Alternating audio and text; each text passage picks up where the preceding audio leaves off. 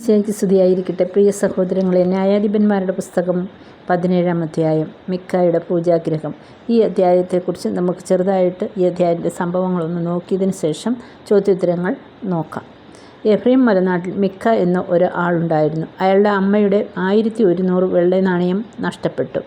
അവർ ശാപവാക്കുകൾ പറയുകയും മകനോട് രഹസ്യമായി പറയുകയും ചെയ്തു. അവസാനം മിക്ക താനാണ് ആ നാണയം എടുത്തതെന്ന് അമ്മയോട് പറഞ്ഞു. അമ്മയ്ക്ക് തിരികെ കൊടുക്കുകയും ചെയ്തു.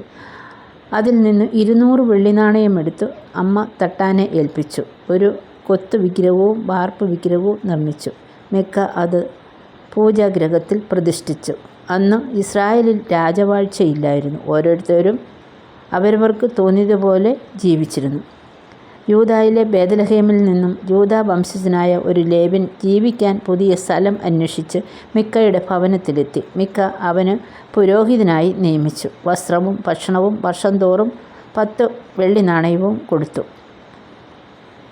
ഒരു ലേവ്യനെ പുരോഹിതനായി ലഭിച്ചതുകൊണ്ട് കർത്താവ് എന്നെ അനുഗ്രഹിക്കുമെന്നും അവൻ പറയുകയും ചെയ്തു. ഇനി നമുക്ക് ഈ അധ്യായത്തിലെ ചോദ്യോത്തരങ്ങൾ നോക്കാം. ചോദ്യം 1. ന്യായാധിപന്മാർ 17-ാം അധ്യായത്തിൻ്റെ ശീർഷകം എന്ത്? മിക്കായുടെ പൂജാഗ്രഹം.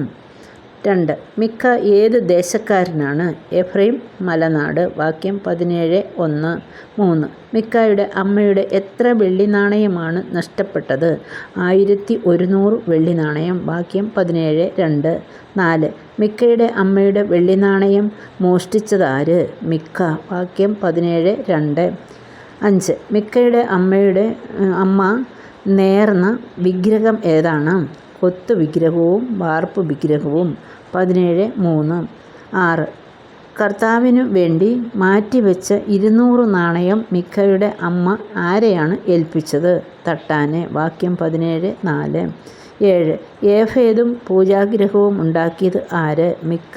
17:5. 8. മിക്ക കൊത്തുവിഗ്രഹവും വാർപ്പ് വിഗ്രഹവും എന്തു ചെയ്തു? ഭവനത്തിൽ പ്രതിഷ്ഠിച്ചു. 17:4. 9. സ്വന്തം പുത്രനെ പുരോഹിതനായി നിയമിച്ചത് ആര്? മിക്ക. 17:5. 10. ഇസ്രായേൽ ഓരോരുത്തരും യുക്തം പോലെ പ്രവർത്തിച്ചത് എപ്പോൾ? രാജവാഴ്ച ഇല്ലാതിരുന്നപ്പോൾ. 17:6. 11. ബേത്ലഹേം ഏത് ഗോത്രത്തിൽപ്പെട്ടതാണ്? യൂദാ ഗോത്രം. 17:8. ചോദ്യം 12. മിക്കയുടെ ഭവനത്തിൽ എത്തിയ യുവാവ് ഏത് ദേശക്കാരനാണ്? യൂദായിലെ ബേത്ലഹേം. 17:7. 13. ലേവ്യ യുവാവ് എന്താണ് അന്വേഷിച്ച് നടന്നത്? ജീവിക്കാൻ പറ്റിയ സ്ഥലം. 17:8. ചോദ്യം 14. ഞാൻ യൂദായിലെ ബേത്ലഹേംകാരനായ ഒരു ലേവ്യനാണ്. താമസിക്കാൻ ഒരു സ്ഥലം അന്വേഷിക്കുകയാണ്. ന്യായാധിപന്മാർ 17:9 ഈ വാക്യം ആരോട് പറഞ്ഞു? ലേവ്യൻ മിക്കായോട് പറഞ്ഞു. 15. എന്നോട് കൂടെ താമസിക്കുക, നീ എനിക്കൊരു പിതാവും പുരോഹിതനുമായിരിക്കുക. ആരാണിങ്ങനെ പറഞ്ഞത്? മിക്ക. 17:19. 16. പൂരിപ്പിക്കുക. മിക്ക ലേവ്യനോട് പറഞ്ഞു, വർഷം തോറും 10 വെള്ളി നാണയവും ഭക്ഷണവും ഞാൻ നൽകാമെന്ന്. 17:10. വസ്ത്രം. ചോദ്യം 17. മിക്ക ലേവ്യനെ ആരായി നിയമിച്ചു? പുരോഹിതൻ. വാക്യം 17:12. ചോദ്യം 18. ഒരു ലേവ്യനെ പുരോഹിതനായി ലഭിച്ചതുകൊണ്ട് കർത്താവ് എന്നെ അനുഗ്രഹിക്കുമെന്ന് ഞാൻ കരുതുന്നു. ആരാണിങ്ങനെ പറഞ്ഞത്?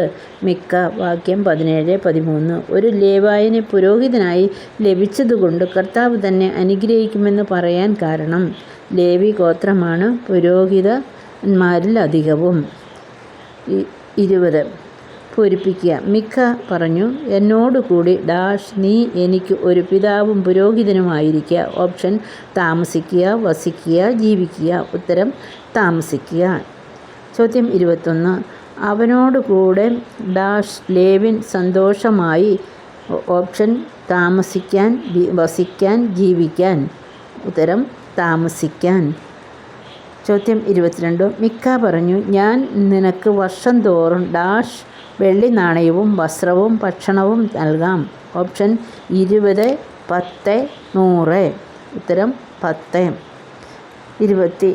3. മിക്ക പണം അമ്മയെ ഏൽപ്പിച്ചപ്പോൾ അവൾ അതിൽ നിന്നും എത്ര നാണയമെടുത്തത്? ഓപ്ഷൻ: ഏത് നാണയമാണ് എടുത്തത്? വെള്ളി നാണയം, സ്വർണ്ണ നാണയം, ചെമ്പ് നാണയം. ഉത്തരം: വെള്ളി നാണയം. 24. ന്യായാധിപന്മാർ 17-ൽ ഒരു ലേവ്യനെ പുരോഹിതനായി ലഭിച്ചതിനാൽ ആര് തന്നെ അനുഗ്രഹിക്കുമെന്നാണ് മിക്ക പറയുന്നത്? ഓപ്ഷൻ: കർത്താവ്, പിതാവ്, അത്യുന്നതൻ. കർത്താവ്. 25. എഫ്രൈം മലനാട്ടിൽ മിക്ക എന്ന ഒരാളുണ്ടായിരുന്നു. ഇത് എത്രാം അധ്യായത്തിലാണ് പറയുന്നത്? ഉത്തരം: ന്യായാധിപന്മാർ 17:1. വചനഭാഗം ശ്രവിച്ചതിന് ഒത്തിരി സ്നേഹത്തോടെ എല്ലാവർക്കും നന്ദി. ഇനിയും ഇത് തുടരും.